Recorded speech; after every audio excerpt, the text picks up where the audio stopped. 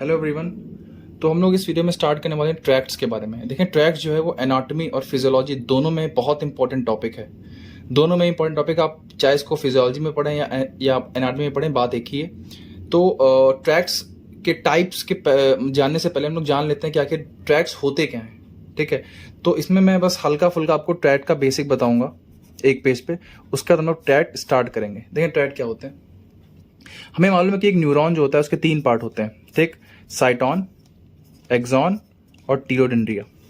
ठीक, तो अगर मैं एक न्यूरॉन को बनाऊं तो एक न्यूरॉन को देखने में ऐसा लगता है रफली, ये उसका साइटॉन हो गया, ये उसका क्या हो गया एक्सॉन, और ये क्या हो गया इसका टीलोडेंड्रिया।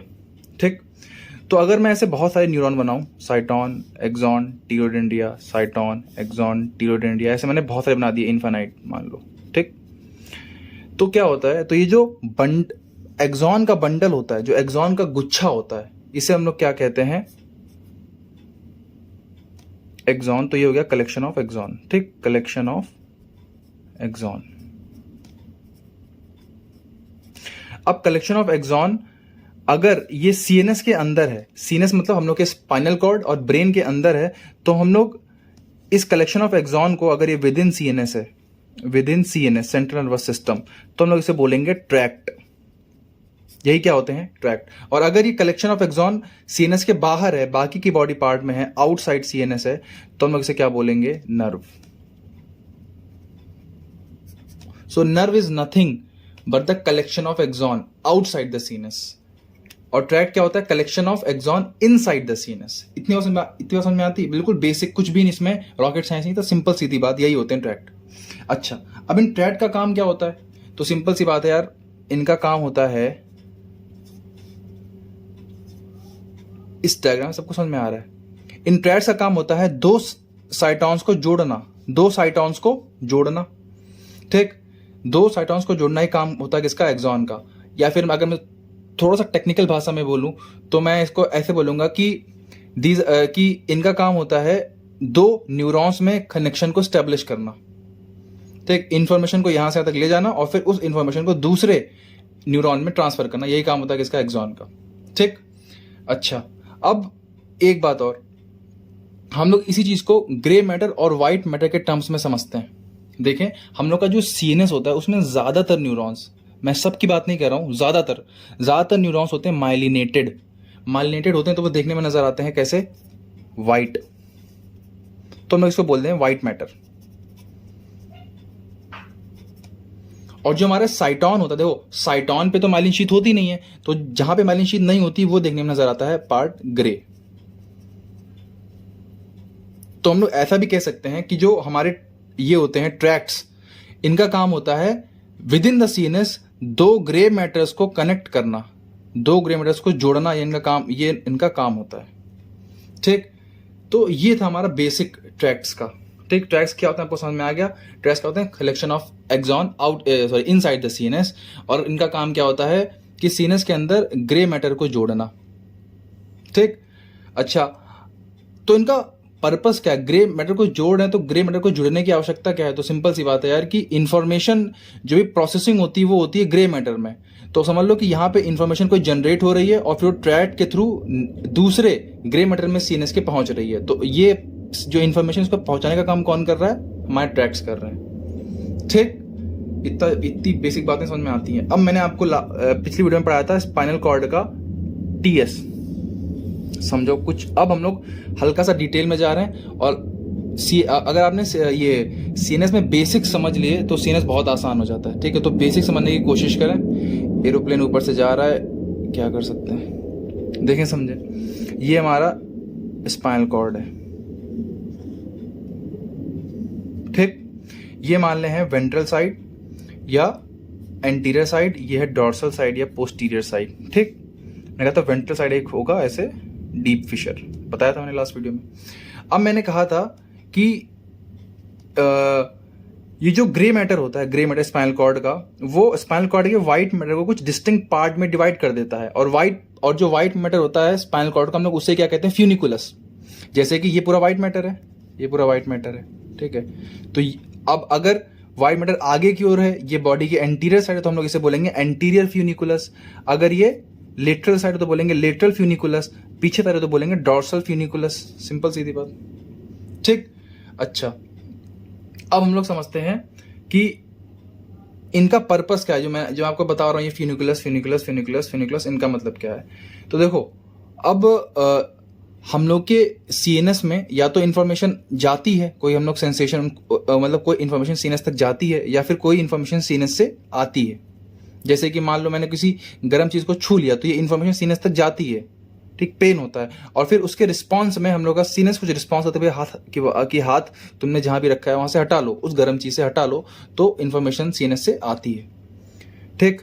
तो इसका मतलब कुछ न्यूरॉन्स का काम होता है सीएनएस तक इन्फॉर्मेशन को ले जाना, और कुछ न्यूरॉन्स का काम होता है इन्फॉर्मेशन को सीएनएस से ले आना, ठीक। अब ट्रैट का बेसिक यही है। सोचो कि जो न्यूरॉन्स इंफॉर्मेशन को ब्रेन तक ले जा रहे हैं, क्या वो ब्रेन तक असेंड कर रहे हैं, ब्रेन तक ऊपर उठ के जा रहे हैं, तो हम लोग इन ट्रैक्ट्स को बोलते हैं असेंडिंग ट्रैक्ट्स। और जो न्यूरॉन्स इंफॉर्मेशन को या रिस्पॉन्स को ब्रेन से ऑर्गन्स तक ले आ रहे हैं, क्या वो ब्रेन से नीचे आ रहे हैं, ऑर्गन्स की ओर आ रहे हैं, तो हम लोग इन्हें हम लोग बोलते हैं डिसेंडिंग ट्रैक्ट्स, ठीक। इन्हें हम लोग क्या बोलते हैं, डिसेंडिंग ट्रैक्ट्स। अब समझो, जो हमारा डॉर्सल कॉलम होता है स्पाइनल कॉर्ड का, क्या ये स्पाइनल कॉर्ड का डॉर्सल कॉलम है, डॉर्सल कॉलम या posterior column of spinal cord पीछे की ओर है, ये लेटरल है और ये एंटीरियर है। तो जो हमारा स्पाइनल कॉर्ड का डॉर्सल कॉलम होता है, वो प्योरली उसमें असेंडिंग ट्रैक्ट्स मौजूद होते हैं, मतलब उसमें ऐसे न्यूरॉन्स होंगे जो कि सिर्फ इंफॉर्मेशन को ऊपर तक ले जा रहे होंगे। प्योरली कैसा होता है ये, सेंसरी, क्या प्योरली इसमें असेंडिंग ट्रैक्ट यहां से पास होते हैं, ठीक। लेकिन जो हमारा लेटरल और एंटीरियर फ्यूनिकुलस होता है, या लेटरल या anterior part of spinal cord होता है व्हाइट मैटर का, वो उससे असेंडिंग ट्रैक भी जा सकते हैं और डिसेंडिंग ट्रैक भी जा सकते हैं, दोनों ट्रैक जा सकते हैं, ठीक। सो मैंने अब तक, अच्छा, क्योंकि देखो, क्योंकि जो ट्रैक्ट होते हैं वो क्या होते हैं, व्हाइट मैटर, इसीलिए वो व्हाइट मैटर से ही असेंड करेंगे, ठीक। समझ आई बात। तो अब तक मैंने बस इतना बताया कि जो स्पाइनल कॉर्ड का डॉर्सम वाला पार्ट होता है, डॉर्सल कॉलम, वहां से सिर्फ असेंडिंग ट्रैक उठते हैं ऊपर की ओर, और जो लेटरल और एंटीरियर पार्ट या एंटीरियर फ्यूनिकुलस होता है स्पाइनल कॉर्ड का, वहां से असेंडिंग ट्रैक्ट भी आ सकते हैं और डिसेंडिंग ट्रैक्ट भी आ सकते हैं, दोनों ट्रैक्ट्स के लिए वहां पे रास्ता होता है, ठीक। अच्छा, अब थोड़ा सा आगे बढ़ते हैं। अब एक क्वेश्चन ये आता है कि मतलब हमारे पास दो टाइप के ट्रैक्ट हो गए, एक तो हो गए क्या हो गए, एंटेरोलेटरल,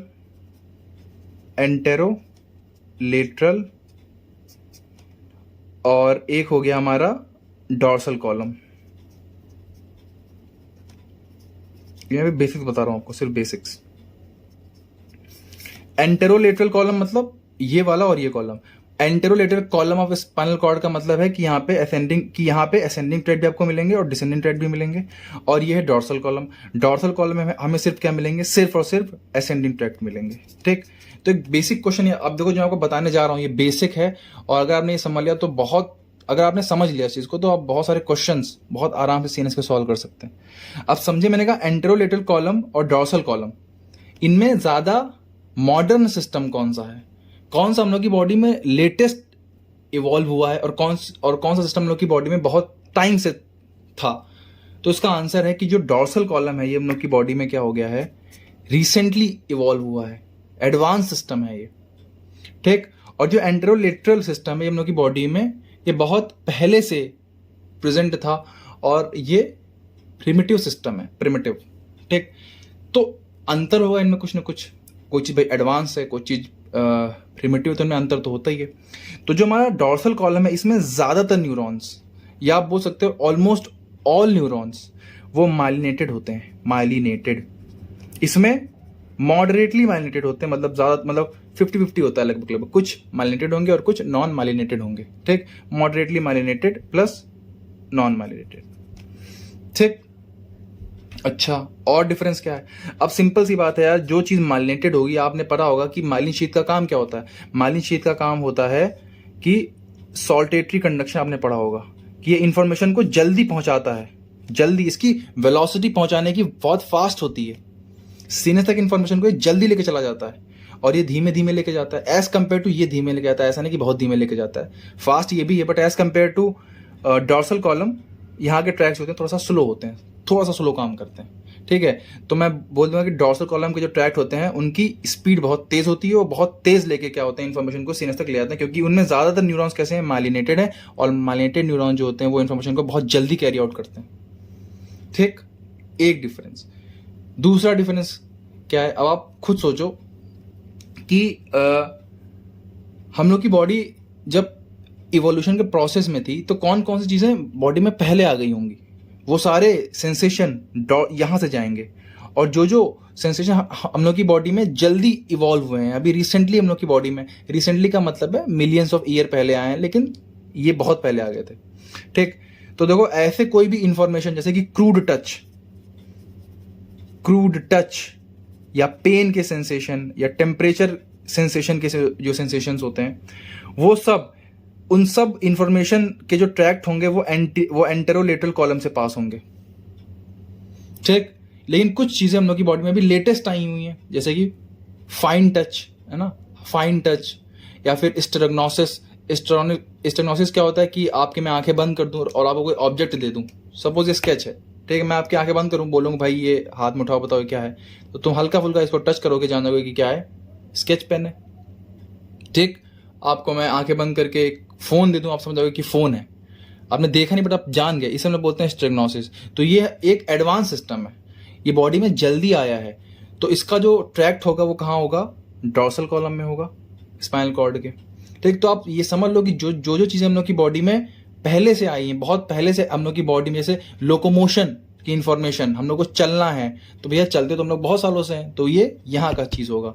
फाइन सेंसेशन यहाँ का है, स्टेरेग्नोसिस यहाँ का है। ठीक, और पोजीशन इन स्पेस ये एक लेटेस्ट चीज है, मतलब इसका मतलब ये है कि अगर आप सो रहे होंगे तब भी आपकी बॉडी को मालूम होता है कि आपके हाथ पैर कहाँ पे हैं और आप कितनी करवट लेने पे बेड से नीचे गिर जाएंगे।